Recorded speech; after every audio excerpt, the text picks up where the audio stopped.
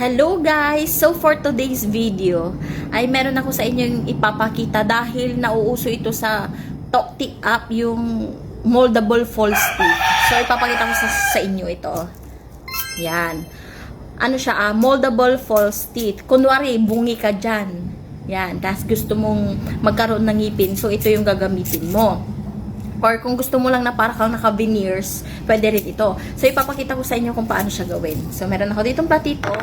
Tapos, kukuha lang tayo dito ng, tumalbog pa nga ni. Wait lang. Yan. So, ang gagawin ko, dahil nauuso yung bunny teeth, gagayahin natin, magta-try tayong gumawa ng bunny teeth. Kung magiging bunny. So, ayan. Tapos, meron ditong mainit na tubig. Lalagyan mo lang siya. Yan na siya, oh. Yan. Tapos, ayan. So, habang tumatagal, tignan nyo, oh, natutunaw na siya, oh. Yan. So, ayan, oh, natutunaw na siya. Nag-iba na yung color niya, oh, naging transparent na. So, gaganyan lang natin siya. Wait lang tayo ng kahit konti. Tapos, mag-recreate ka na ng ngipin dyan. Wait. Try na natin, Yan. Naging ganyan siya, oh. Wow! Diba?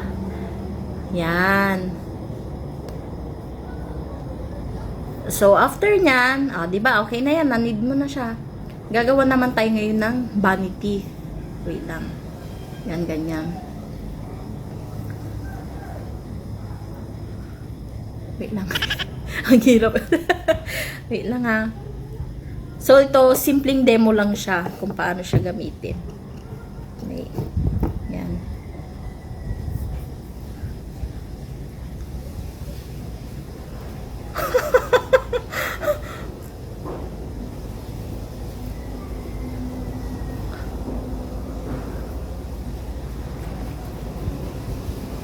Ang hirap,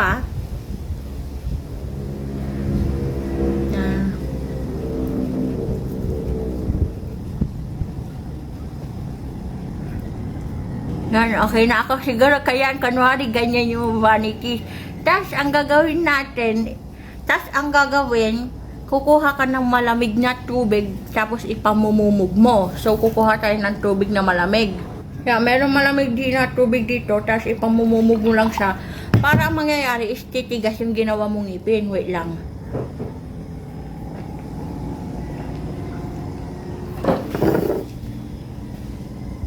Wait lang, ayaw pang tumigas.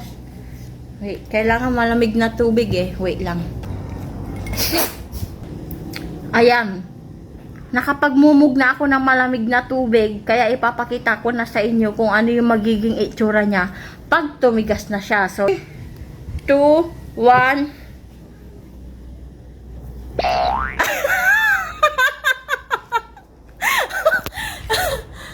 So, mali yung pinaggawa ko, hindi siya vanity. Para ako naging aswang, pero ayan guys, tumigas na siya. Nakalimutan ko siya lagyan ng guhi. So, ganyan siya. Kung gagawa kayo ng ngipin, i-make sure nyo na lang na maganda yung pagkakagawa nyo at maayos lagyan nyo ng guhi dyan. Hindi yung kagaya nito na para akong alungi. Yeah.